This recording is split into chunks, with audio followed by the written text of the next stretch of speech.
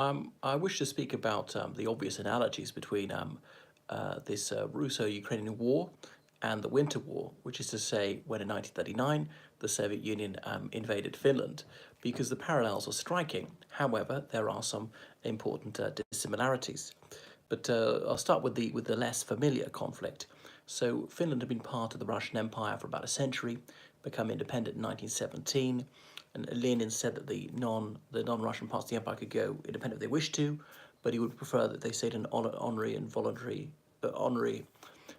and voluntary union. But the Finns decided to plough their own furrow. They had a civil war between Reds and Whites. As in the Whites, the anti-communists came out on top.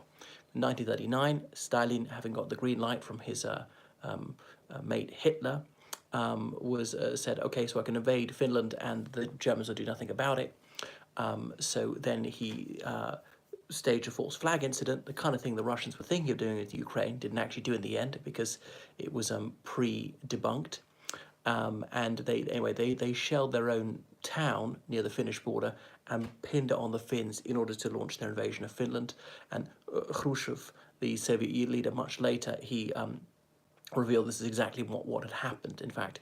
Now, why on earth would little Finland, with only 2.5 million people, attack the Soviet Union, which is the most heavily armed country in the world at the time? And I do mean that. Even 1939, they had more tanks, more planes, more artillery than any country in the world. It's like a baby attacking a boxer. So the Finns, they really ran rings around the Soviets. And of course, because of the purges, Stalin had executed a lot of his top generals. He'd sent tens of thousands of army officers to the Gulag. And it was a dismal and pitiful performance by the Red Army. But eventually, sheer weight of numbers told, and the Finns were forced to sue for peace. They had to cede some land in the Karelian Isthmus and so forth. Although the Finns came back in 1941, made common cause with the Germans, and fought on the German side to regain their land in the 1940s without success. Eventually, 1944, threw in the towel, made a separate peace with Germany, with the Soviet Union. So Finland was allowed to be neutral, but not allowed to join NATO, no military alliance. It had to keep a minimal military. And Putin was proposing this for Ukraine as well. One of the differences, of course, he didn't regard Finland as being essential to Russian nationhood. He regards Ukraine as a mere adjunct of Russia. Finland was only united with Russia for about 100 years. Even then, it had this unique or autonomous status at the time. Was the most liberal part of the Russian Empire, and even Russians who wanted to run away from Tsarism when Finland was part of the Russian Empire would go to Finland and somehow be immune from arrest. I don't quite understand how it had this unique constitutional status. But whereas Putin doesn't see Ukraine as being like that, he regards it as being the birthplace of Russia. That was Kievan Rus, of course, he's right. Doesn't mean it's part of Russia now. But the Ukrainians are emulating the Finns in 1939 in running rings around the main successor state to the former Soviet Union, that's to say, the Russian Federation, and defending very well. That doesn't mean that the Ukrainians are going to win in the long run. Eventually, Russia's advantage in numbers and huge advantages in heavy weapons may well carry the day. But that's why the Finlandization option, I think, wouldn't work, because Putin would accept that in the interim in order to gather his forces and by hook and by crook gradually take more and more land. That's his tumos. He sees this as his destiny. That's his political legacy. He's thinking, what's he going to leave behind when he passes on? And that's why he's created a hecatomb out of so many Ukrainian cities, because they're not doing very well militarily. That's what they're bombing even more indiscriminately as possible.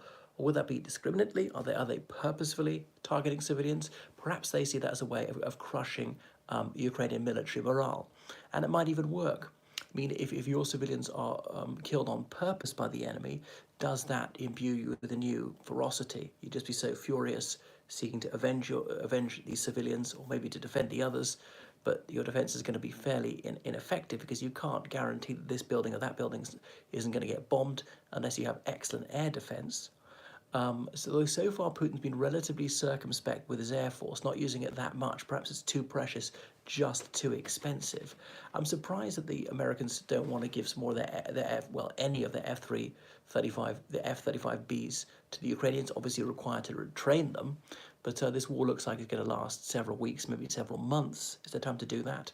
these jets costing over $100 million a piece, because wars also test weapons. They can say it's battle proven. Yeah, it has been used. The proof of the pudding is in the eating, because looking at its specifications and how it performs in trials doesn't tell you how does it actually stand up to combat.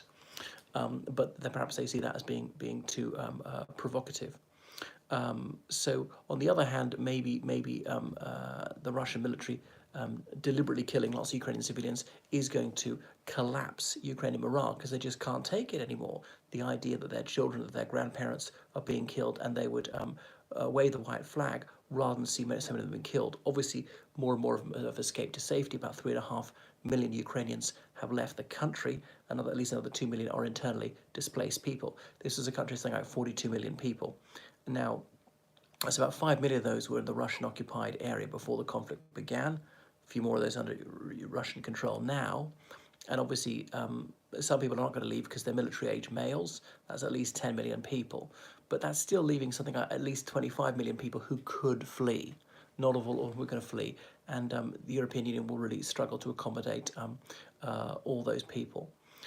So how is it going to play out as the ground is drying out, the thaw is over, the land will be firm, be easy for the Russian vehicles to go off the road, not be such a sitting duck on the road as there have been heretofore. So perhaps some of the advantages will shift towards Russia's position. I mean, China gave its clearest indication that they're unhappy about this war, that they would like to see peace the other day, without directly criticizing Russia or Putin or even calling it a war. This is how Orwellian it is in Russia, that you can't even use the word war. When one sovereign state attacks another by land, sea and air, that is a war in any language, including Russian, well, vojna. And so it makes me call to mind those slogans of Big Brother in Orwell's 1984, that war is peace, freedom is slavery. And I think was it something is strength, like falsehood is strength, but I think more apposite in this case would be like truth is falsehood, or truth is false, perhaps. So I don't see it coming to an end that soon, but Putin says there have been green shoots. Yes, these peace talks have been more promising than before, that their positions are coming closer, although Kiev says that's rubbish. That's not the case at all. So it's been a dreadful performance by his military, partly because he over-promotes real mediocrities because they don't pose any threat to him, and he's paranoid about being overthrown from within the system. He thinks that what happened in 1989 was not a liberation, but it was a humiliation, and they should have kept those dictatorships going in Eastern Europe, that there should still be the Berlin Wall, unarmed people should still be killed for trying to go from one part of Germany to another, leaving East Germany. That's what he thinks is wonderful. He'd really like to reopen the dungeons, the labour camps, the torture chambers. And to some extent, of course, he's doing that in Russia. But how many people can he jail? At least 15,000 people, gallant Russians, have been arrested in protesting for peace. A woman the other day held up a placard. It said in Russian 2 words, didn't say any protest slogan. Nevertheless, she was still arrested for not actually having said anything against Putin's illegal war. The International Court of Justice ruled it to be unlawful and demanded that Russia immediately suspend hostilities. Notably, they said suspend, not halt. So there it is, illegal, immoral, unjustifiable, and all the rest of it. But I don't see him stopping anytime soon. As I say, I wonder if NATO even wants this to end. They might see it as a heaven-sent opportunity to really grind down the Russian military and sending more and more weapons across the border. And the Russians have not really made any attempt to seal that border yet. So that's it. He's lashing out at civilians because he's performing so badly against the Ukrainian military, which is growing every day. That's enough from me. Toodaloo.